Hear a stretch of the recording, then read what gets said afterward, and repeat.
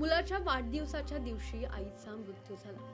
जाताना सोबत आलेल्या 3 वर्ष मुलीचा सुद्धा या आगीत होरपळून मृत्यू झाला। पुण्यातील वडगाव खुर्द भाग। मुलाच्या वाढदिवसासाठी सगळी तयारी करून त्याची आई तिच्या वडिलांना घेऊन नारायणपूरला निघाली होती।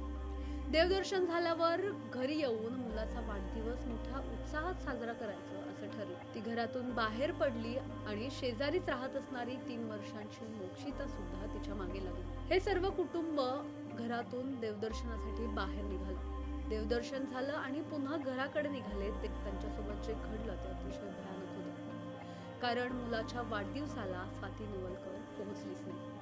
गुरुवारी पुण्यातील नवले ब्रिज जवळ झालेल्या अपघातात ज्या कारला आग लागली तीच ही कार। कधी कधी नियती इतकी निष्ठुर असते की एका क्षणात संपूर्ण कुटुंब उद्ध्वस्त होतं। या अपघातात फक्त गाड्या आणि व्यक्ती नाही तर या कुटुंबाचं स्वप्न, विश्वास आणि संपूर्ण जीवन सुद्धा जळून राख झालं। स्वाती नवलकर, वय 37 वर्ष, धाडसी आणि घरातील आधारस्तंभ। वडिलांना परत उभं राहता यावं म्हणून 3 वर्षांपूर्वी तिने देवाला नवस केला होता आणि सलग 5 गुरुवार दत्त मंदिरात येईल असं सुद्धा म्हणाली। सगळं केल्यामुळे तिच्या वडिलांच्या तब्येतीमध्ये थोडी सुधारणा होत होती असा तिला विश्वास होता, परंतु हा 5वा आणि अखेरचा गुरुवार ठरला। स्वातीसोबत तिचे आई वडील, ड्रायव्हर धनंजय कोळी आणि 3 वर्षांची मोक्षिता, तिच्या आयुष्याची सकाळ सुद्धा उघडली नव्हती। मुलाचा वाढदिवस साजरा करायला जायचं होतं, सगळ्यांनी तयारी केली होती।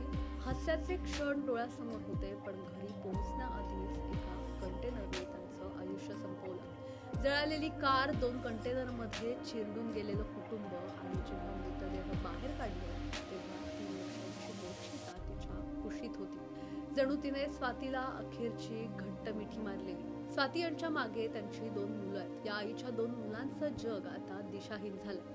त्यांच्यासाठी वाढदिवस म्हणजे आता वेदना झाल्यात, कारण दशक्रियेसह येणारा वाढदिवस म्हणजे आयुष्यभराची एक जखमच म्हणावी लागेल। यामध्येच आणखी एक जीव गमावलेला व्यक्ती म्हणजे धनंजय कोळी, ज्याने आपल्या नवजात मुलीला अजून पाहिलं सुद्धा नव्हतं। रुस्तम खान, ज्याला मुलीसाठी कपडे घ्यायचे होते।